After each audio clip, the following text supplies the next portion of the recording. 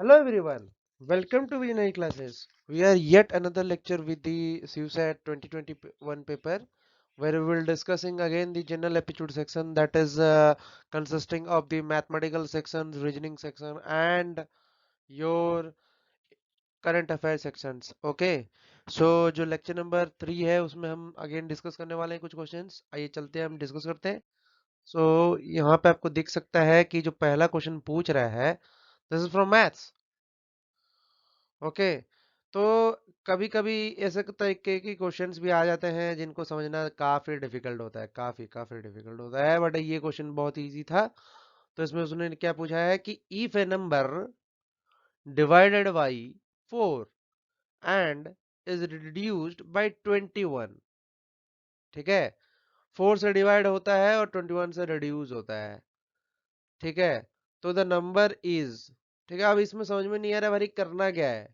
ठीक है इस तरीके का क्वेश्चन आता है if A number is divide by 4 is reduced by 21 अरे यहाँ पे जो ये इज वाला टर्म था ना ये थोड़ा आपको समझना चाहिए था कि इज का मीनिंग क्या है ठीक है ये इज का मीनिंग यहाँ पे इक्वल टू है ओके तो क्वेश्चन में अगर अकॉर्डिंग टू द क्वेश्चन आप चलो एटीक्यू तो क्या बोलोगे सपोज आप कंसिडर कर रहे हो x is the number so if x is the number then we can divide this is what this is I have divided number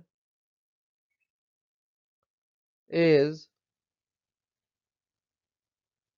divided by 4 ठीक है नंबर यहाँ डिवाइड बाय 4 हो गया देन नंबर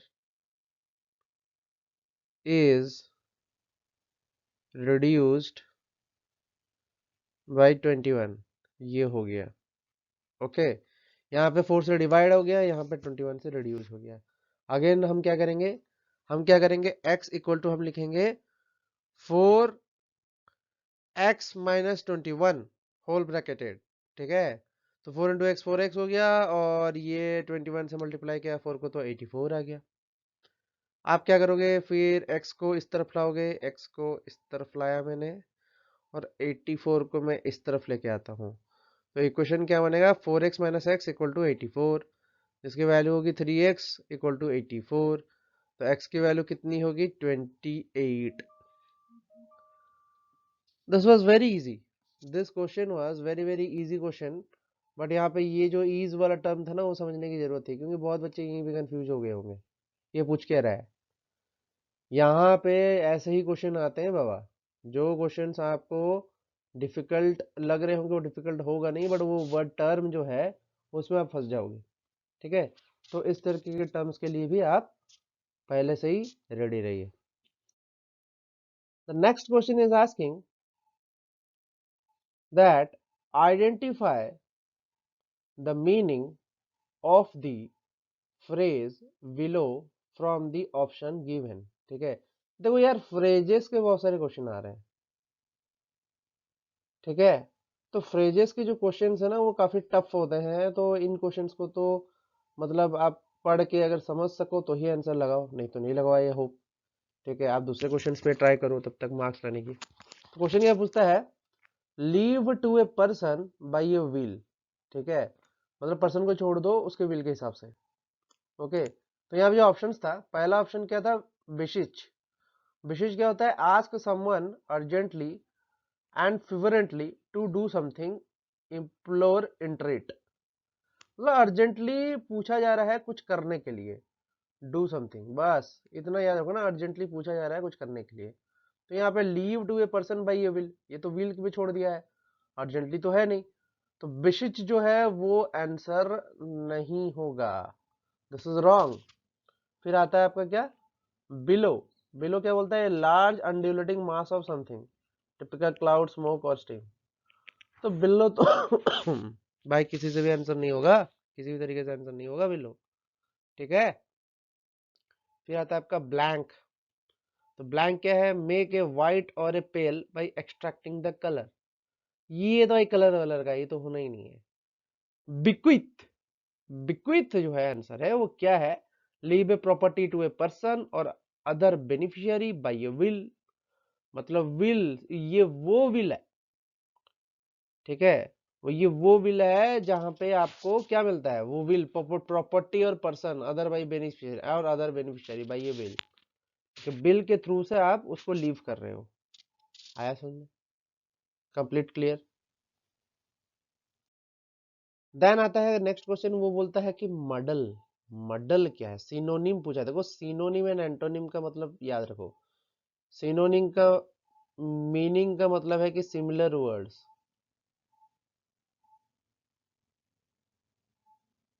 सिमिलर वर्ड्स, और antonyms का मतलब है opposite words. Okay, तो मैं मॉडल की बात करता हूँ। तो मॉडल का मीनिंग क्या होता है, ब्रिंग इनटू ए डिसऑर्डर और कंफ्यूजिंग स्टेट ऑफ माइंड। तो भाई पहला ही अगर आप ऑप्शन पढ़ो तो डिसऑर्डर, यहाँ पे मॉडल की वजह, मॉडल का डिसऑर्डर ही आंसर होगा, सिंपल सी बात है। फिर आता है विस्पर। देखो विस्पर क्या होता है, speak softly using one's breath rather than one throat, इतना सॉफ्टली। तो विस्पर तो कदा ही आंसर नहीं होगा, ठीक है। फिर आता है होडे। तो होडे क्या होता है, लार्ज ग्रुप ऑफ पीपल होता है, ये भी आंसर होना ही नहीं है। स्पेकुलेट, फॉर्म ए थ्योरी और conjecture about something without A firm evidence, कोई एविडेंस के बिना ही किसी चीज के और किसी सब्जेक्ट के ऊपर थ्योरी दे देना अपना। तो स्पेकुलेट तो किसी तरीके से आंसर होगा ही नहीं, ठीक है। स्पेकुलेट तो पहले काटोगे आप। होड़ और विस्पर भी चलता, विस्पर भी कट जाएगा। होड़े का मीनिंग अगर पता होगा तो कर पाओगे, बट हर्ड, हर्ड से आता है वर्ड ये होड़े। तो ये एक लार्ज ग्रुप ऑफ पीपल है, तो इसको भी आप क्या काट के ओमिट कर सकते हो मॉडल को। आया समझ में? आगे चलो भाई। फिर अगेन मैथ्स का क्वेश्चन। भाई मैथ्स का क्वेश्चन तो भर भर के आता है। Maths is very very very very important.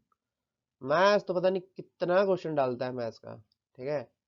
Simple सा है, बहुत लॉजिकल नहीं है। देखो क्या बोलता है, 1/5 of A number exceeds 1/7 of A same by 10, ठीक है। तो 1/5 ऑफ ए नंबर, तो मैंने क्या किया यहाँ पे, मैंने किया 1/5, 1/5 ऑफ नंबर मैंने कर दिया। ओके, ये है let the number be x, पहले एक्स ले लो फिर 1/5 कर दो। फिर क्या बोलता है, 1/5 ऑफ नंबर एक्सीड्स 1/7 बाई 10, ठीक है। तो ये अगर मैं बोलूं 1/7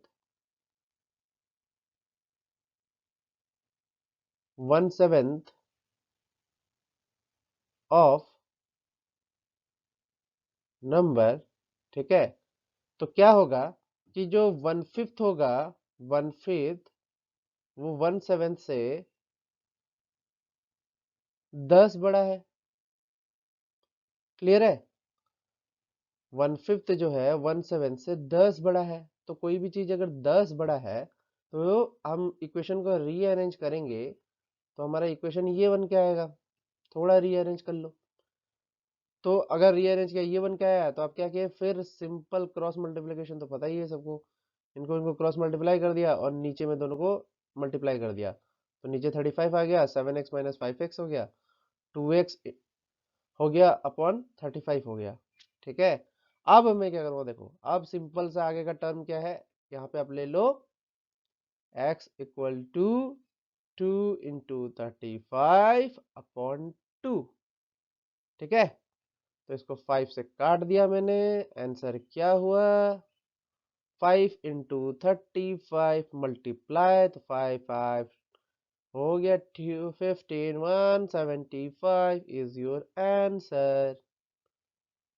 सिंपल सी बात था, इसमें कोई इशू नहीं है। तो ये क्वेश्चंस आएंगे यार, ये क्वेश्चंस तो बनाओ, कंप्लीट क्लियर, क्रिस्टल क्लियर होना चाहिए। ऐसे क्वेश्चंस अगर आ रहे हैं आपके सीयूसेट के एग्जाम में, देखो सीयूसेट का एग्जाम अच्छा करो यार, बहुत अच्छा करो, तभी आपका चांसेस है कि सिलेक्शन होगा, ठीक है। लेट्स, अरे बहुत ही सिंपल क्वेश्चन है यार ये क्वेश्चन। क्या पूछता है, देखो, arrange the given word in alphabetical order and tick one of the come last. बहुत सिंपल है, डिक्शनरी के हिसाब से चलोगे यार, डिक्शनरी के हिसाब से चलो, बहुत ईजी है। तो सबसे पहले क्या लिखूंगा मैं, ए के बाद क्या आना चाहिए, बी आना चाहिए। तो एबंडन जो होगा वो सबसे पहले आएगा, पहला लेटर एबंडन होगा, दूसरा लेटर क्या होगा? दूसरा लेटर आप यहाँ पे देखो सी है, सी दो जगह है, बट एक्यूमुलेट में जो है ए सी, यहाँ पे जो थर्ड टर्म है उसको हम ऑब्जर्व कर रहे हैं, third alphabet, sorry, third alphabet को ऑब्जर्व करेंगे। यहाँ पे बी में ही बन गया था बात, यहाँ पे थर्ड पे जा रहे हैं हम। थर्ड वाला क्या होगा? Q R S T. देखो क्यू के बाद आर आता है, फिर एस आता है, फिर टी आता है। समझ में आ रहा है? तो यहाँ पे उसने क्या दिया है? एक्विट। एक्विट, यहाँ पे जो थर्ड टर्म है वो क्यू है, तो डिक्शनरी के हिसाब से क्यू पहले आएगा टी से। फोर्थ जो है एक्यूटेट है, ये भी थर्ड टर्म के हिसाब से, ये फर्स्ट टर्म के हिसाब से फर्स्ट है, थर्ड टर्म के हिसाब से सेकंड है, थर्ड टर्म के हिसाब से थर्ड है, थर्ड टर्म के हिसाब से फोर्थ है। Very easy. डिक्शनरी मीनिंग यार, डिक्शनरी डिक्शनरी यार, डिक्शनरी फॉलो करो। ओके, डिक्शनरी रीड करना आता है तो ये भी बना लोगे। आई होप कि ये वाला क्वेश्चन भी आपको समझ में आया होगा, बहुत इजी। नेक्स्ट क्वेश्चन में क्या पूछ रहा है? परसे। परसे क्या होता है? परसे भाई सिंपल सा है, बाई और इन इटसेल्फ देमसेल्फ, ठीक है, इंट्रिंसिकली, ठीक है, अपने आप, बाई और ऑन इटसेल्फ, तो बाई इटसेल्फ है, तो आंसर ये हो गया। वर्ड ऑफ माउथ नहीं होगा यार, परसे का मीनिंग वर्ड ऑफ माउथ नहीं होगा। गॉसिप, तो गॉसिप के लिए कभी परसे वर्ड यूज ही नहीं हुआ है। और स्पॉन्टेनियस मतलब ऑटोमेटिकल होने वाली चीज, वो तो होना ही नहीं है। स्पॉन्टेनियस रैंडम मूवमेंट्स तो दिखने ही नहीं है परसे में। क्लियर? आज का लेक्चर आपको समझ में आया? देखो ऐसे ही कुछ क्वेश्चंस आएंगे, इजी क्वेश्चंस, जो कि आपके सेक्शन ए एंड जिसमें 25 क्वेश्चंस होंगे, और लगभग आपको सारे क्वेश्चंस के जो आंसर्स हैं वो अगर आपको पता होंगे तो आप बहुत अच्छा करके आओगे।